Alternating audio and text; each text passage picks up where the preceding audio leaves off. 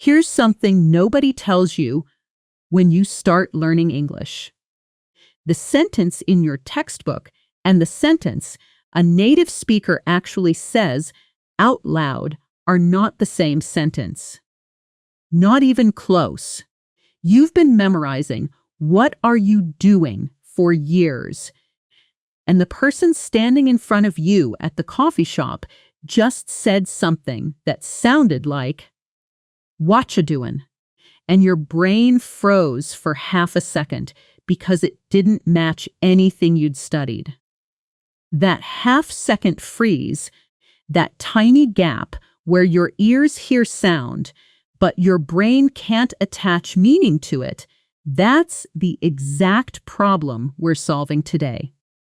And by the end of this lesson, you'll walk away with more than 60 real, natural, advanced words and phrases, the kind fluent adults actually reach for when they're tired, frustrated, impressed, or trying to sound sharp in a meeting. And you'll know exactly how those words get bent, blended, and softened when spoken quickly, because a word you can spell but can't recognize in speech isn't really yours yet. I'm Claire, and this is Natural Word English. Every lesson here works the same way. We don't hand you a list of fancy words to memorize in isolation. We drop advanced vocabulary into real situations, real conversations, real emotional moments, because that's the only place vocabulary actually sticks. A word means nothing floating alone on a flashcard. The same word, heard inside a story about a stressful Monday morning, becomes unforgettable. So today's theme is your real, everyday, emotional life. The version of English that happens in your own head, in your own house, in your own relationships, and we're going to build your vocabulary and your ear for natural speech at the exact same time, because those two skills were never meant to be separated in the first place. Let's start with why this actually works before we dive in. People. And I promise this will take less than a minute. When native speakers talk fast, they're not being lazy or sloppy. They're doing something completely natural to every spoken language on earth. They're compressing. Sounds that take effort to separate get glued together because the mouth is efficient, not because the speaker doesn't care about being understood. Want to becomes wanna. Going to becomes gonna. Kind of becomes kinda. Once you know the pattern, your brain stops treating these as separate mystery words and starts recognizing them instantly, the same way you instantly recognize your own name, no matter how quickly someone says it. So, as we go through today's vocabulary, I'm going to keep pausing to show you exactly how these words sound when real people actually speak them. Slow first, then fast, side by side, so your ear learns the shortcut. The same day, your brain learns the word. Let's open with the emotional vocabulary of a normal weekday morning, because this is where most people's real English life actually begins, half awake, slightly behind schedule, already feeling something before the day has even properly started. Picture this. It's 6:40 in the morning. The alarm has gone off twice already. You're lying there and your mind is already racing through everything you have to do today. And there's this specific feeling, not quite panic, but a low hum of pressure sitting right behind your chest. In natural English, a fluent speaker wouldn't say, I feel a lot of stress. That's correct, but it's flat, it's beginner level. What they'd actually say is, I woke up already feeling overwhelmed. Overwhelmed. Say that out loud with me right now. Overwhelmed. This word means your mind feels like it has too much to handle at once, more than you can process calmly. It's the upgrade from simply stressed, because stressed just tells us there's pressure, but overwhelmed tells us the pressure has crossed a line. It's starting to feel like too much. Here's a natural sentence using it. Honestly, I woke up already feeling overwhelmed before I even checked my phone. Notice how before I gets pulled together fast in real speech. It almost sounds like before-y. The vowel sounds melt into each other. Slow version, before I. Fast, natural version, before I. Try saying the full sentence with me at natural speed. Honestly, I woke up already feeling overwhelmed before I even checked my phone. Now here's a mini conversation, because vocabulary only becomes real once you hear it bounce between two people. Picture two coworkers, Sam and Priya, running into each other in the office kitchen at 8 in the morning. Sam says, "Morning. You look like you didn't sleep much." Priya says, "I didn't. Honestly, I woke up already feeling overwhelmed, and it's not even 9 yet." Sam says, "What's going on?" Priya says, "3 deadlines this week, and my manager just added a 4th this morning." Sam says, "That's rough. Do you want to talk it through, or do you just need to vent?" Priya says, "Just need to vent, if that's okay." Sam says, "Go for it. I'm listening." Did you notice something in that exchange? Sam didn't try to fix Priya's problem immediately.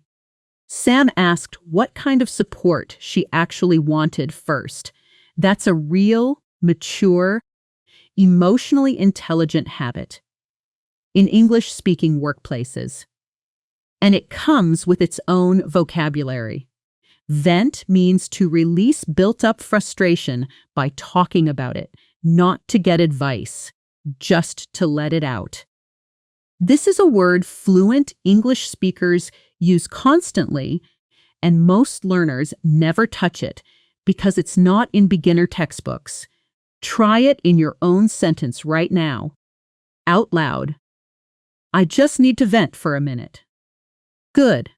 That single sentence, used correctly at the right moment, will make you sound like someone who's lived and worked in English, not someone who studied it from a book. Let's stay in this emotional territory a little longer, because this next word is one of the most useful, most C1 level words for describing a very specific feeling that basic vocabulary simply cannot capture. Imagine you're not panicking, you're not in crisis, but something is quietly bothering you, sitting underneath the surface, making you a little irritable without you even fully realizing why. The word for this is on edge. I've been a bit on edge all week. This phrase describes tense, easily irritated, nervous energy that's just below the surface.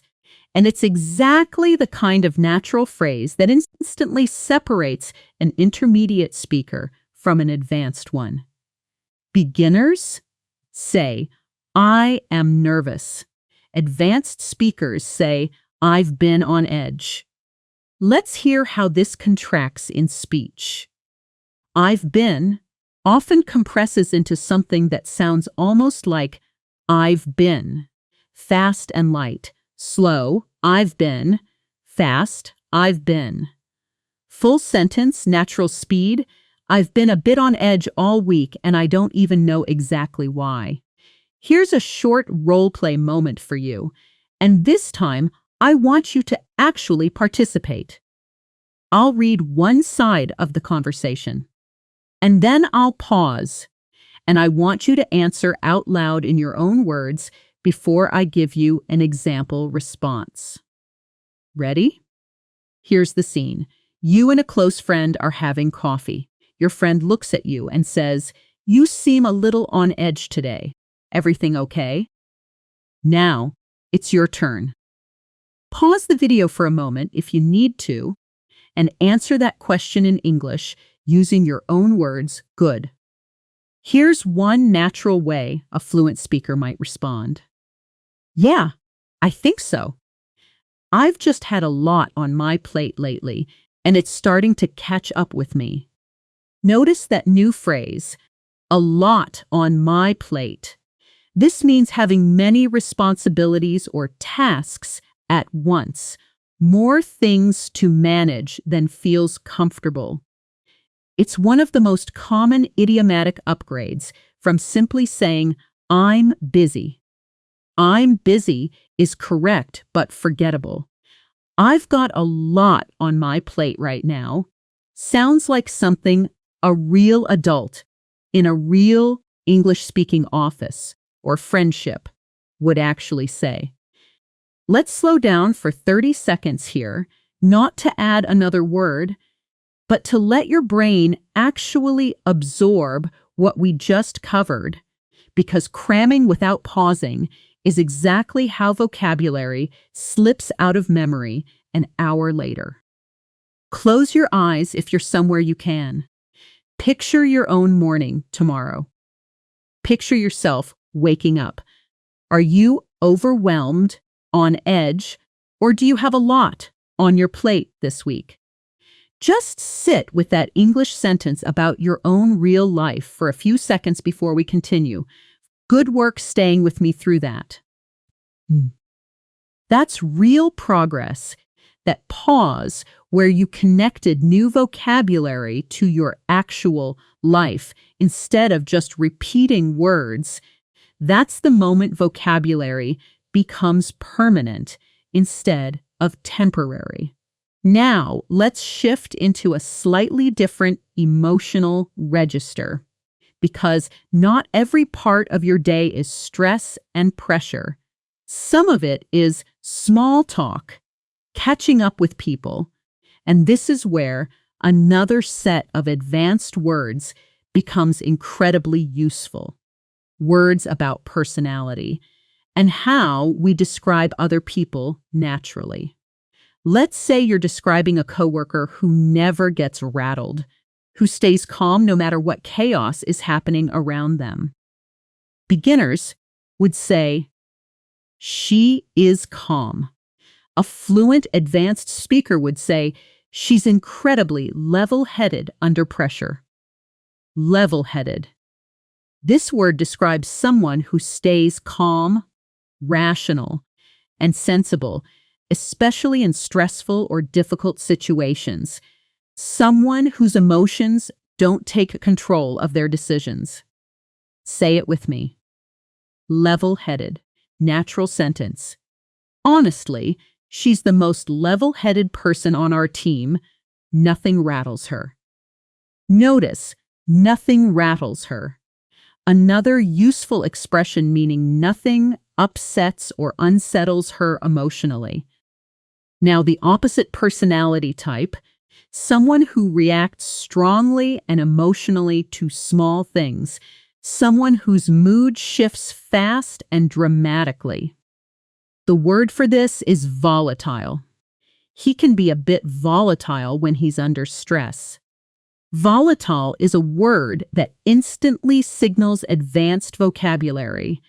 It means unpredictable, prone to sudden emotional or behavioral changes, and it's used constantly in workplace, relationship, and even political conversations in English. Try the sentence out loud. He can be a bit volatile when he's under stress. So I try to pick my timing carefully before bringing up anything difficult. That phrase, pick my timing, means choosing the right moment carefully, which is itself another small, natural, advanced phrase worth keeping. Let's build a longer conversation here because this is exactly where the previous version of this kind of lesson usually falls short. Short two-line exchanges that don't actually show you how English flows across a real back-and-forth discussion. This next dialogue has 6 full turns, so listen carefully to how the conversation naturally develops, how one person's comment leads directly into the next person's reaction. Picture this scene first. It's late afternoon, 2 friends, Marcus and Elena, sitting outside a small cafe, the kind of gray afternoon light where the conversation slows down and gets a little more honest than usual. Marcus says, "Can I ask you something? Do you think I come across as too intense sometimes?" Elena says, "Where's this coming from?" Marcus says, "My manager mentioned it in my review today. Said I get a little volatile when deadlines get tight." Elena says, "Okay, honestly, I've noticed it a little, but I wouldn't say it's a huge issue." Marcus says, "That's fair. I guess I just get so focused that everything else feels like it's falling apart around me." Elena says, "I get that. But maybe try being a bit more level-headed out loud, even if you're not feeling it internally. Sometimes just sounding calm helps other people stay calm too." Did you catch how naturally level-headed and volatile appeared inside a real emotional conversation, not as a vocabulary list, but as words people actually reach for when discussing something sensitive? That's the entire goal of this channel. Now, quick phonetics moment, because this is where a lot of learners get stuck, even when they know the words perfectly on paper. Listen to how kind of changes in casual native speech. Written, "I guess I just get so focused." A native speaker might soften "I guess" into something almost like "I guess," with the E barely there, fast and light, blending right into the next word. Slow. "I guess I just get so focused." Fast, natural. "I guess I just get so focused."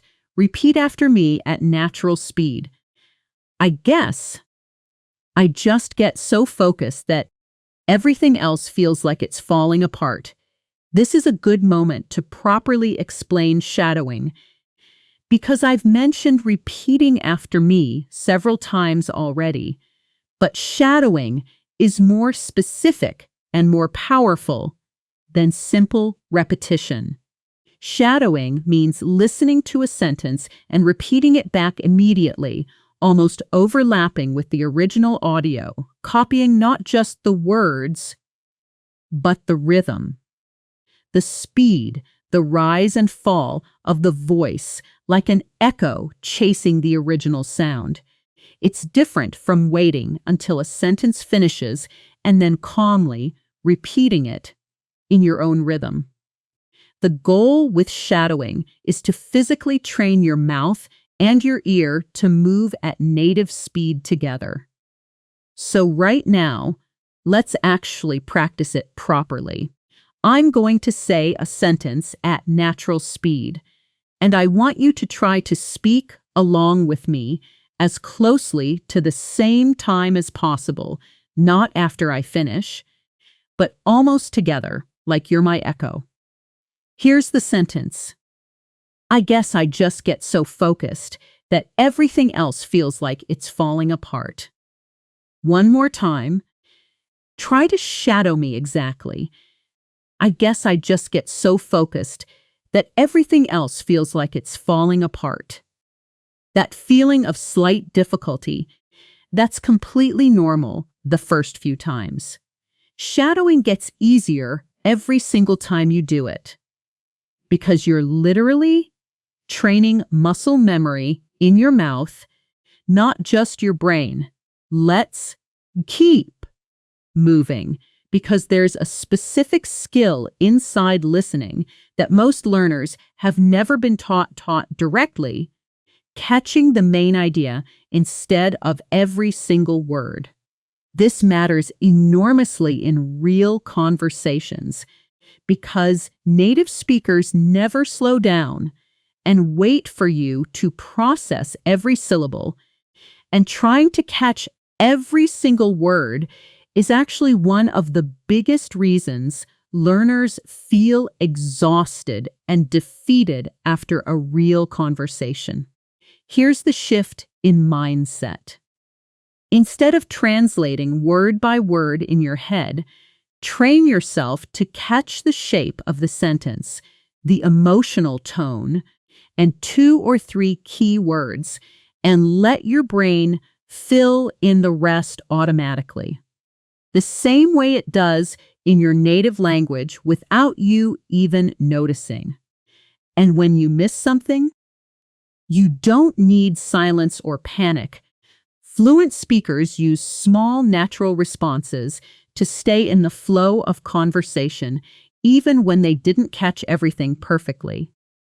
Phrases like, "I see," "that makes sense," "right," or simply, "gotcha." These buy you a second to process while keeping the conversation moving naturally. Instead of stopping everything to ask for a full repeat, let's practice this right now with a short passage. I'm going to speak a slightly longer, natural speed sentence, and I don't want you trying to catch every word. Just listen for the overall feeling and 1 or 2 key pieces of information. Here it is. So basically, after the whole meeting fell apart, I ended up staying late just to sort out the mess. And by the time I got home, I was completely drained. Now pause for a second. What's the main idea, even if you didn't catch every single word? Something happened at work. A meeting went badly. The speaker stayed late, and by the end, they felt exhausted. That's the main idea, and that's enough to keep a real conversation flowing. That word at the end, drained, deserves its own moment because it's an extremely natural, extremely common advanced word that beginners almost never use, even though native speakers use it constantly. Drained means completely exhausted, emotionally or physically empty, like something has taken all your energy out of you. It's stronger and more vivid than simply tired. Tired is correct but generic. Drained paints an actual picture, like your energy has literally been poured out of you. Try the full sentence out loud with me at natural speed.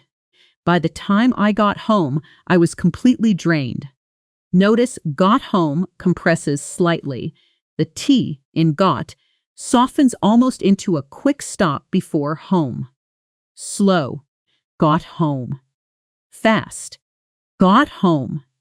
Let's celebrate for a second because you've genuinely covered a lot of real, usable vocabulary already in this lesson. Overwhelmed, vent, on edge, a lot on my plate, level-headed, volatile, pick my timing, drained, and you've also learned 2 real listening techniques, shadowing and catching the main idea instead of every word. That's excellent progress for the first stretch of this lesson, and we're only getting started.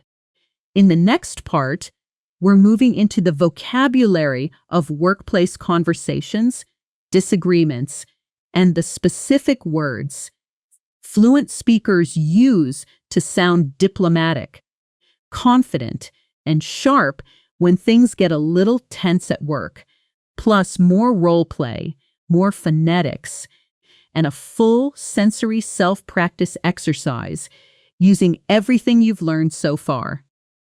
Type the number 1 when you're ready, and we'll continue right where we left off.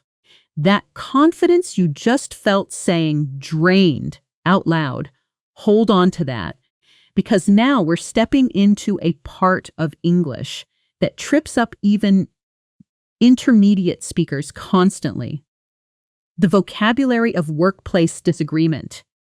The words fluent speakers use when something isn't going their way, but they still need to sound calm, professional, and in control. Let's set the scene.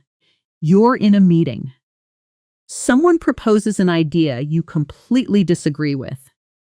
In your native language, you probably have a dozen ways to express disagreement, depending on how strongly you feel and how much you want to protect the relationship. Most English learners only know one way. I don't agree. And while that's grammatically fine, it sounds blunt, almost childish, in a professional setting. Fluent English speakers have an entire toolkit for this, and today you're getting several of the most useful pieces of it. The first word is reservations. I have some reservations about this approach. This doesn't mean you completely reject the idea. It means you have doubts or concerns about part of it, and it's a much softer, more diplomatic way to open a disagreement than flatly saying no. Say it with me. Reservations. Notice how have some compresses in fast speech. It can sound almost like have some, the words leaning into each other without a clear break. Slow. Have some reservations. Fast, natural. Have some reservations. Full sentence out loud. I have some reservations about this approach, mainly around the timeline. The second word pairs perfectly with the first. Timeline itself is common, but the phrase push back the timeline is the more advanced, natural expression fluent speakers use instead of simply saying make it later. Push back here means to delay or postpone something. I'd like to push back the deadline by a week. This is a completely different meaning of push back from disagreeing with someone, and native speakers rely on context instantly to tell the two apart, which is exactly the kind of subtlety that separates advanced learners from intermediate ones. Let's build this into a full workplace scene, and this time we're going to use the role switching technique properly, the one where I read one character's lines, then stop completely and let you answer as the other character before I show you an example response. This mirrors exactly how real conversations feel, because you don't get scripted answers handed to you in real life. You have to generate them yourself in the moment. Here's the scene. You're in a project meeting. Your colleague, David, has just proposed launching a new feature in 2 weeks. You think that's too soon. David says, "So, I'm thinking we launch this in 2 weeks. Get ahead of the competitor's release." Now it's your turn to respond as yourself, disagreeing but staying professional, using the word reservations if you can. Pause here and actually say your response out loud. Here's one natural way a fluent speaker might respond. I hear you, but I have some reservations about 2 weeks. The testing phase alone, usually takes 10 days on its own.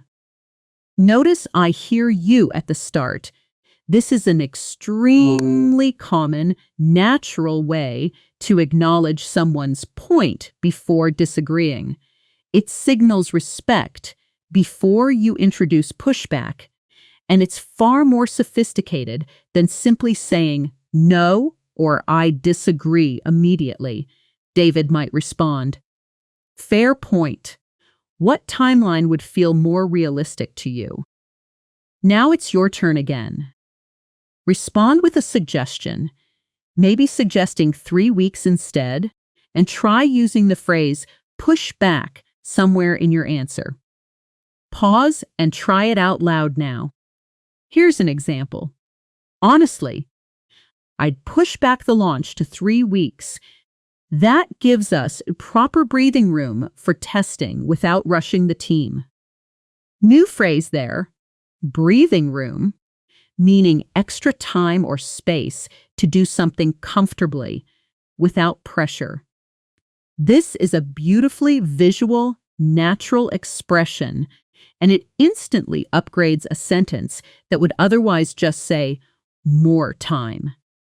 David could respond, "That makes sense. Let's go with 3 weeks then. Better safe than rushed." And you could close with, "Sounds good. I'll update the roadmap and flag it to the rest of the team this afternoon." Notice flag it, a very natural, very common advanced verb, meaning to bring something to someone's attentions, especially something important or urgent. "I'll flag it to the team." Sounds infinitely more natural than "I will tell the team about it." That full 6-turn exchange you just heard, that's exactly the length and depth of a real professional disagreement in English. Softened at the start, honest in the middle, resolved by the end, using reservations, push back, breathing room, and flag it, all inside one natural flowing conversation. Let's do a phonetics moment here, because workplace English especially benefits from understanding sentence stress. The way certain words get emphasized to change, meaning entirely. Listen to this sentence 3 different ways. I didn't say the deadline was unrealistic. If I stress the word I, it implies someone else said it. I didn't say the deadline was unrealistic. If I stress the word say, it implies I communicated it differently, maybe through writing instead of speaking. I didn't say the deadline was unrealistic. If I stress the word unrealistic, it implies I might think it's difficult, just not impossible. I didn't say the deadline was unrealistic. This is exactly the kind of subtle, native-level listening skill that most textbooks completely ignore, and it's precisely why native speakers can say so much with tone alone. Let's move into a different but closely related emotional territory now, the vocabulary of being impressed or unimpressed, because reacting naturally to other people's ideas and achievements is something learners consistently struggle with, usually defaulting to good or not good for absolutely everything, when fluent English actually offers dozens of precise, vivid alternatives. When something genuinely impresses you beyond simply good, a fluent speaker might say it's impressive. Yes, but a slightly more advanced, more natural upgrade in casual conversation is "that's seriously impressive," or even stronger, "that completely blew me away." Blew me away. This phrase means something surprised and impressed you strongly, almost overwhelmingly. Honestly, her presentation completely blew me away. Try that with me. Out loud. Completely blew me away. On the opposite end, when something disappoints you or fails to meet expectations, instead of the flat, "It wasn't good," fluent speakers often say, "It fell a bit flat." Fell flat means something failed to have the intended effect, especially something meant to be impressive, funny, or exciting, and it just didn't land.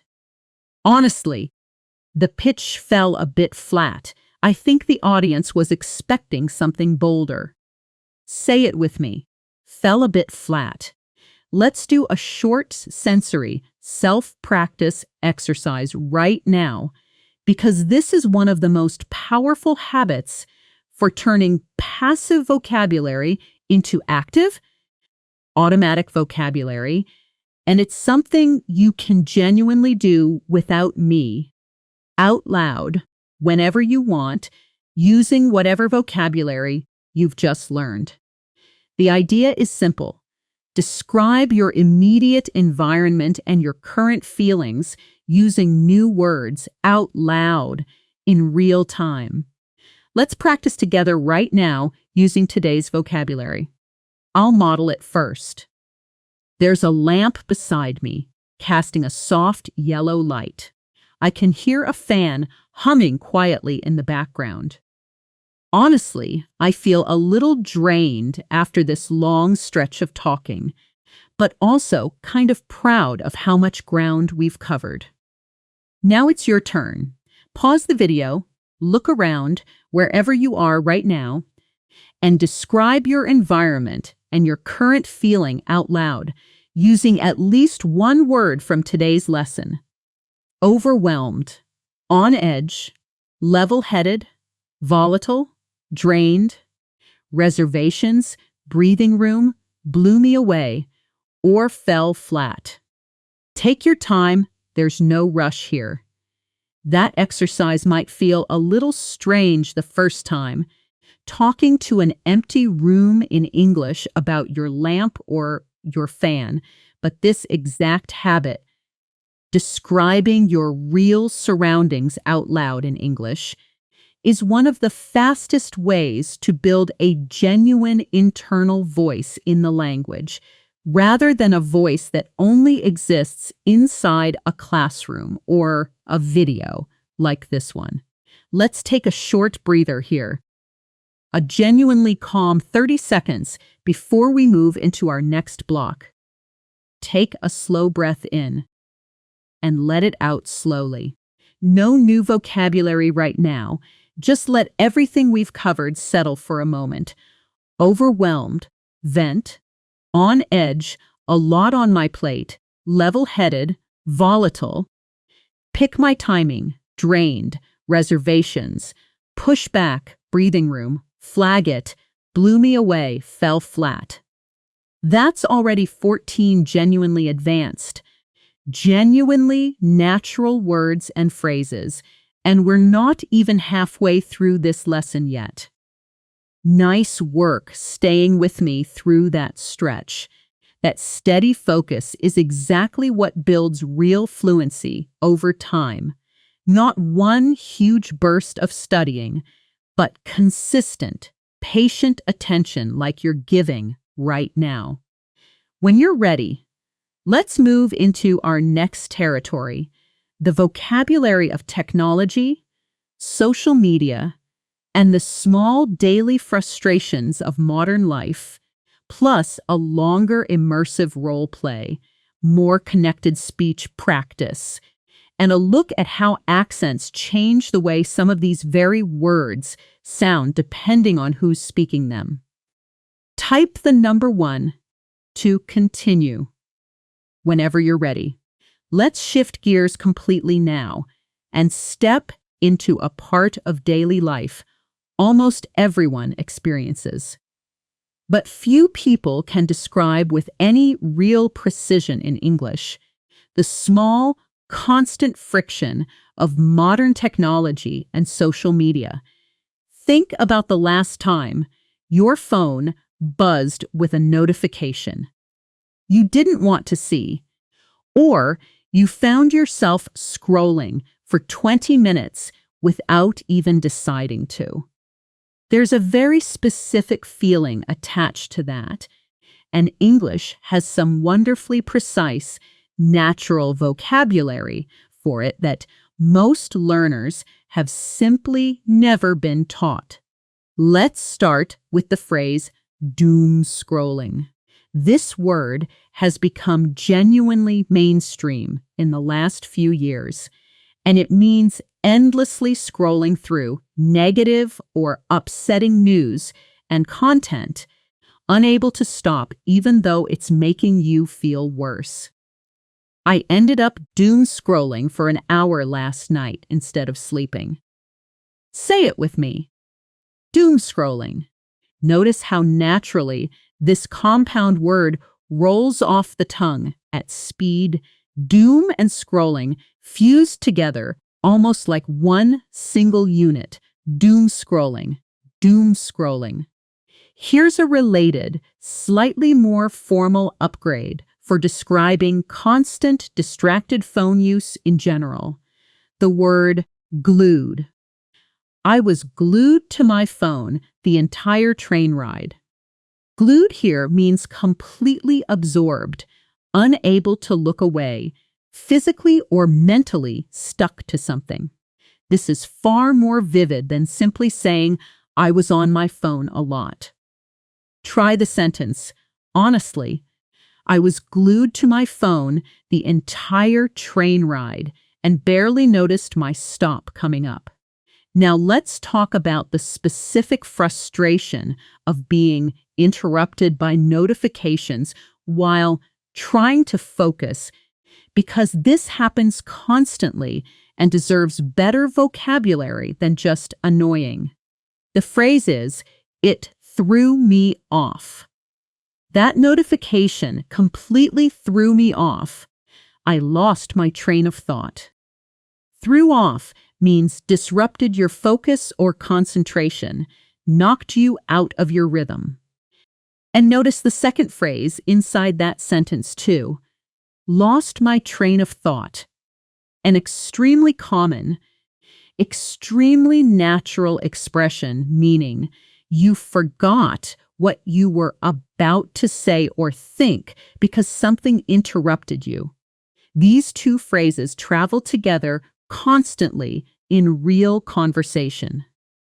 Let's build a longer dialogue here because this next one is going to demonstrate something specific, how a conversation naturally shifts topics the way real conversations do, starting with a complaint about technology and drifting into something a little more personal. Exactly like real conversations between friends. Actually, move. Picture the scene. Two roommates, Jordan and Alex, sitting on the couch on a Sunday evening, phones in hand, half paying attention to a show playing on the television in the background. Jordan says, "Ugh, I've been doom scrolling for like an hour. I don't even know why I do this to myself." Alex says, "Same, honestly. I was glued to my phone the entire time I was supposed to be cooking dinner." Jordan says, "Right? And then my boss texted me right in the middle of it, completely threw me off, and now I'm anxious about work again on a Sunday." Alex says, "That's the worst part. It's like there's no real boundary anymore between work and everything else." Jordan says, "Exactly. I keep saying I'm going to set some kind of limit on my screen time, but I never actually follow through." Alex says, "Honestly, same here. Maybe we should hold each other accountable, like actually put our phones away after 9 at night." Jordan says, "Deal. Let's actually try that this week and see how it goes." Notice the word accountable appearing naturally there, meaning responsible for following through on something, especially with someone checking on you. Hold each other accountable is an extremely natural, extremely common phrase in English, especially around habits, goals, and self-improvement. And it's a wonderful upgrade from simply saying, help each other. Let's do our connected speech moment for this section because there's a particular pattern here worth highlighting clearly. Listen to kind of and sort of in casual speech because these two phrases get compressed constantly in real conversation, almost disappearing into single soft syllables. Written, I kind of want to just turn my phone off completely. Spoken naturally, kind of often shrinks down to something closer to kinda, light and fast. Slow, I kind of want to. Fast, natural, I kinda want to. Full sentence at natural speed. I kinda want to just turn my phone off completely, but then I worry I'll miss something important. Now, let's talk about accents for a moment, because this matters enormously for real-world listening. Everything we've practiced so far has used a fairly neutral American pronunciation, but the exact same words and phrases sound noticeably different depending on who's speaking them and where they're from. Let's take the simple phrase, I don't know, as an example. In a relaxed American accent, this often compresses into something like, I don't know, quick and casual. In a British accent, particularly a more London-influenced accent, the same phrase might sound closer to I don't know, too, but with a flatter, shorter vowel sound and a slight drop in pitch at the end. In an Australian accent, the rising, slightly musical intonation at the end can make the same short phrase sound almost like a question even when it isn't one. The vocabulary doesn't change. I don't know is I don't know everywhere, but the shape, the rhythm, the melody of it shifts depending on the speaker. This is exactly why exposing yourself to a wide variety of English accents, not just one single version, builds real flexibility in your listening, so your brain doesn't panic the moment it hears something slightly unfamiliar. The goal isn't to master every accent. The goal is to stop expecting only one correct way for English to sound. Let's return to vocabulary now with a word that fits perfectly into this modern, technology-saturated theme, the word burnout. This word has become essential in modern English, especially around work and mental health conversations. I think I'm heading toward burnout if I keep working like this. Burnout describes a state of complete physical and emotional exhaustion, usually caused by prolonged stress, especially from work, and it's different from simply being tired for a day. It implies something has built up over weeks or months. Say it with me, burnout. Notice heading toward. Another useful phrase meaning gradually moving in a certain direction, especially a negative one. I think I'm heading toward burnout sounds far more natural and specific than simply saying, I am very tired. Let's do a short role play here using this exact word, and this time, I want you to fully build your own response. No example provided immediately, just genuine practice. Imagine a close friend says to you, you've mentioned feeling exhausted like 3 times this week. Are you doing okay? Take a moment now.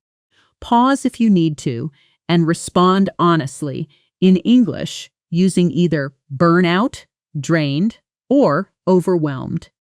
Whichever feels most true to how you'd actually respond in that moment. However you answered, that's real, valuable practice because you generated that sentence yourself under a little bit of pressure, exactly the same pressure you'll feel in an actual conversation. And that's precisely the kind of practice that builds genuine, reliable fluency instead of memorized, fragile fluency. Let's add one more phrase to this section before we move on, because it pairs perfectly with everything we've just covered.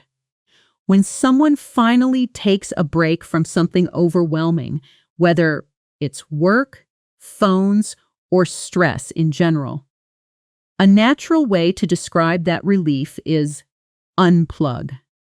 I really need to unplug this weekend, completely offline. Unplug here doesn't refer to an actual electrical cord. It means disconnecting mentally and digitally from responsibilities, screens, and pressure. This word carries a wonderfully specific, modern meaning that beginners almost never encounter, but fluent speakers use constantly. You've now added doom scrolling, glued, threw me off, lost my train of thought, accountable, heading toward, burnout, and unplugged to your vocabulary, on top of everything from our first block. That's 22 genuinely advanced, genuinely natural words and phrases so far. And you've practiced 2 full extended dialogues, 1 role play with real generated responses from you, connected speech patterns, and even a brief but important look at how accents shape the sound of identical vocabulary. In our next section, we're moving into something a little more personal and emotionally rich, the vocabulary of relationships, vulnerability, and honest conversations with people close to you, along with another full immersive scene, more shadowing practice, and a closer look at how tone and stress completely change meaning in emotionally sensitive conversations. Type the number 1 whenever you're ready to keep going. That earlier block about technology and burnout, that was really about how we manage pressure from the outside world. Now let's turn inward, toward the vocabulary of relationships, honesty, and the kind of vulnerable conversations that happen with the people closest to us, because this is where some of the richest, most emotionally precise English vocabulary lives. And it's exactly the vocabulary most textbooks are too cautious to teach. Let's begin with a word for a very specific, very human feeling, the discomfort of being emotionally exposed, of letting someone see a part of you that isn't polished or confident. The word is vulnerable. I felt really vulnerable telling him how I actually felt. Vulnerable means emotionally open and exposed, at risk of being hurt because you've shown something honest and unguarded. Say it with me.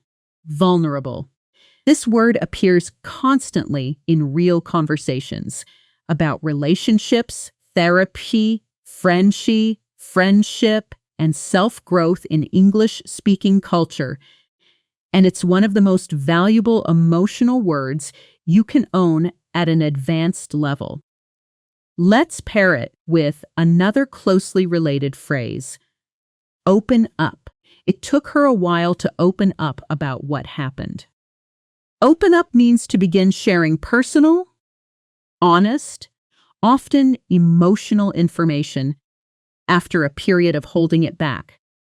Notice how naturally these two ideas travel together. Being vulnerable is the feeling. Opening up is the action. I felt vulnerable, but I decided to open up anyway. Try that sentence with me, out loud, at natural speed. I felt vulnerable, but I decided to open up anyway. Let's build a longer, emotionally honest dialogue here, because relationships vocabulary only becomes real inside an actual emotional exchange, not a list. This time, the scene involves two close friends who haven't spoken honestly in a while, and I want you to really imagine this scene as I set it up, not just hear the words, but picture the actual moment. Picture this. It's evening, soft light, two old friends, Nora and Ben, sitting across from each other at a quiet restaurant table, the kind of dinner where there's been small talk for 20 minutes, but everyone in the conversation knows something bigger is waiting underneath it. Nora says, "Can we talk about what happened last month? I feel like we've just been avoiding it." Ben says, "Yeah, honestly, I've been dreading this conversation a little, if I'm being real with you." Nora says, "I get that. I have too, actually."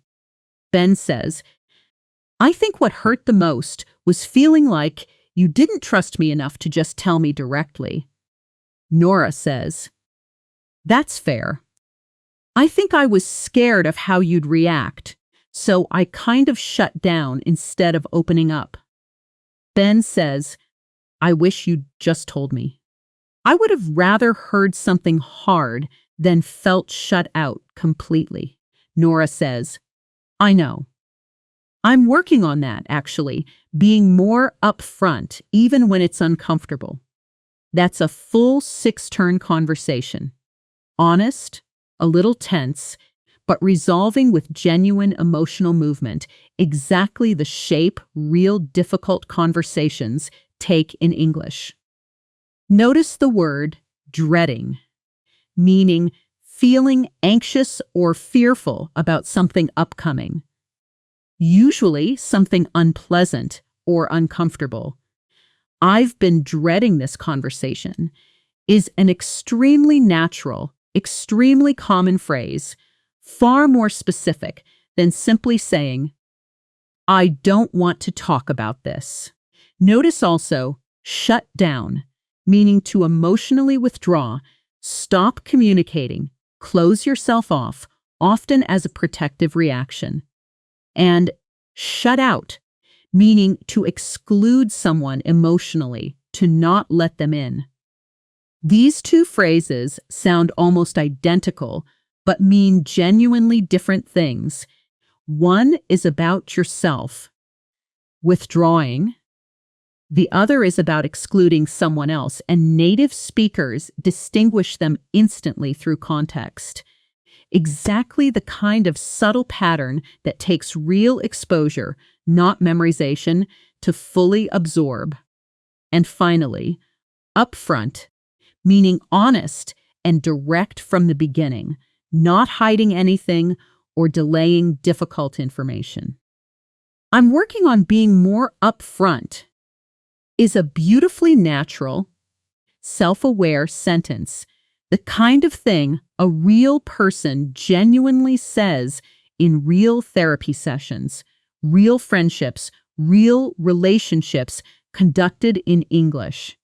Let's do our connected speech moment here, because there's something specific happening in that dialogue worth isolating.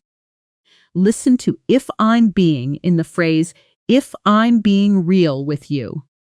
In natural fast speech, "if I'm" often compresses tightly, almost sounding like "if," barely 2 syllables at all. Slow, "if I'm being real with you." Fast, natural, "if I'm being real with you." Try the full phrase with me at natural speed. Honestly, I've been dreading this conversation a little, if I'm being real with you. Now, let's practice the echo shadowing technique again. Properly, because repetition of this skill throughout the lesson is exactly what makes it become automatic, rather than something you only remember while watching this video. I'm going to say a slightly longer sentence at natural speed, and I want you to try to speak almost simultaneously with me, echoing the rhythm as closely as you can, not waiting until I finish. Here's the sentence. I think what hurt the most was feeling like you didn't trust me enough to just tell me directly. One more time, shadow me closely. I think what hurt the most was feeling like you didn't trust me enough to just tell me directly. If that felt difficult, that's completely expected. Longer sentences are harder to shadow than short ones, and that difficulty is exactly the signal that you're training something real. Let's add one more relationship-focused phrase before we move forward, because this one deals with a very specific, very common situation, the moment right after a disagreement, when both people are trying to repair things. The phrase is, clear the air. I think we should talk, just to clear the air.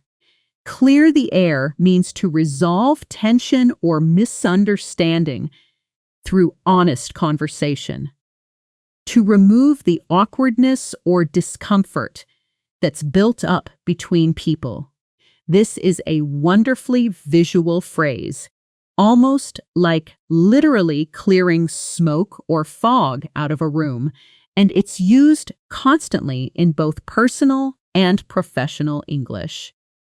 Let's do a quick sensory self-practice moment again here, this time focused specifically on relationships and honesty. Pause for a moment and describe, out loud, in English, a real or imagined situation where you felt vulnerable or a time you needed to clear the air with someone. Use at least 2 words from this section: vulnerable, open up, dreading, shut down, shut out, up front, or clear the air. Take your time. There's genuinely no rush. This exercise works better slow than rushed. Whatever you just said out loud, notice how different it feels to use these words about your own real life compared to simply repeating example sentences after me.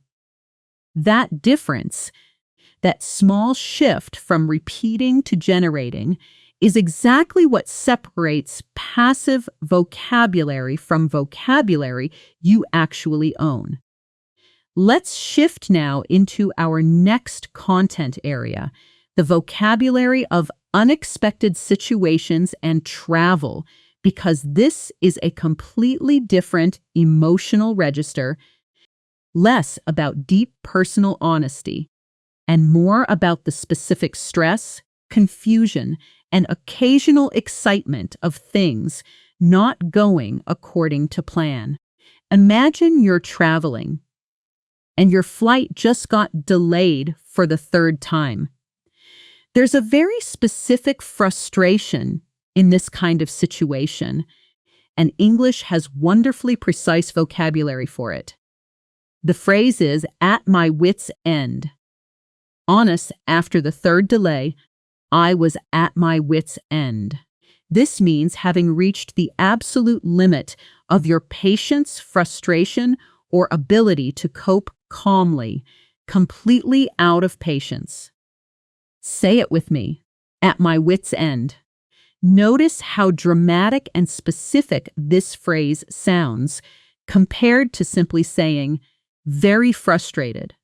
It paints an actual picture of someone reaching their absolute limit. Let's pair this with a more practical word, own word.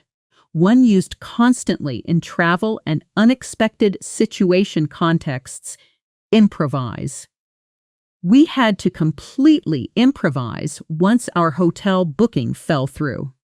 Improvise means to create or handle something spontaneously without a prepared plan, adapting in the moment. This is an essential travel and problem-solving word, and fell through alongside it means a plan failed or didn't happen as expected. Another extremely natural, extremely common phrase. Let's build a short role-play scene here. Imagining an unexpected travel situation, and again, I want genuine participation from you, not just listening. Imagine you're at an airport. Your connecting flight has just been canceled, and a stranger sitting near you turns and says, "Rough day, huh? What happened?" Pause here and respond out loud in English, describing the situation using "at my wit's end," "improvise," or "fell through." Whatever feels most natural to your own imagined version of this scene. Good work generating that response under a little pressure, exactly like a real, unexpected conversation with a stranger would feel. Here's one natural way a fluent speaker might respond, just for comparison. "Honestly, my connecting flight got canceled. My hotel booking fell through too. So now I'm just trying to improvise a plan for tonight. I'm pretty much at my wit's end at this point." Notice how naturally all three phrases fit together inside one flowing, honest response. Exactly the density of natural vocabulary a fluent speaker produces without even thinking about it. Let's do one more phonetics moment here, because travel vocabulary often involves numbers and times, which compress heavily in natural speech. Listen to how connecting flight and time expressions blend together.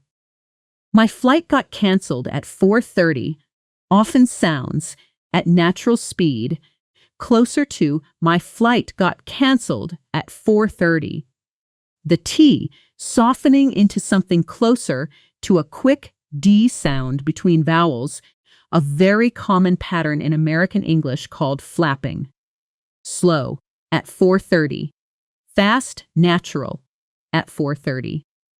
This single sound pattern, that soft D, like flap, replacing a clear T between vowels, appears constantly across hundreds of common English words: water, better, little, getting, all following the exact same natural softening.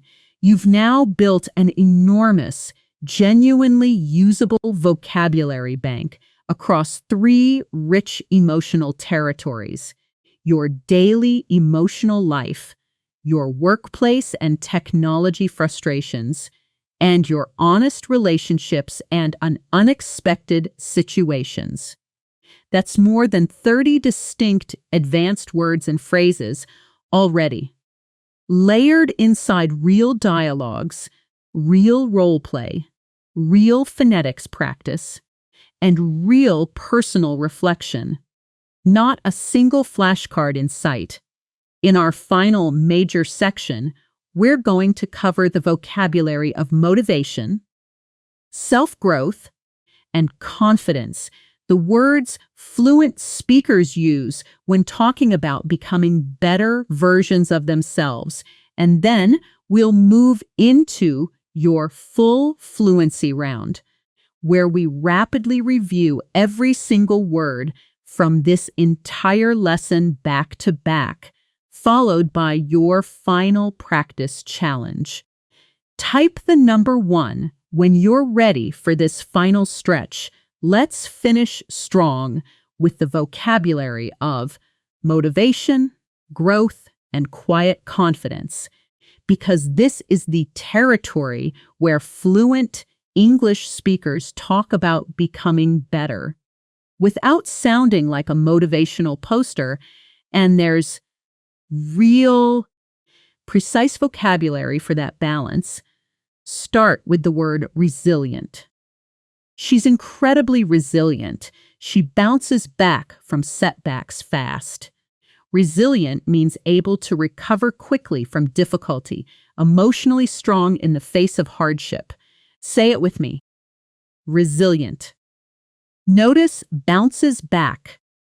A wonderfully visual phrase meaning to recover, to return to normal after something difficult, almost like a physical rebound. Next, follow through. I keep setting goals, but I don't always follow through. Follow through means to complete an action you committed to actually do what you planned, not just intend it. This pairs beautifully with accountable from earlier in the lesson. Let's add step out of my comfort zone. I really pushed myself to step out of my comfort zone this year. This means doing something unfamiliar or uncomfortable on purpose in order to grow. And one more, come into my own, meaning to fully develop your abilities or confidence, to become who you were meant to become. I feel like I'm finally coming into my own at work. Quick role play. A mentor asks you, what's one thing you're proud of growing in this year? Pause and answer honestly in English using resilient, follow through, comfort zone, or coming into my own. Whatever you said, that's genuine. Generated English about your real life, and that's exactly what fluency is built from. Now, your fluency round.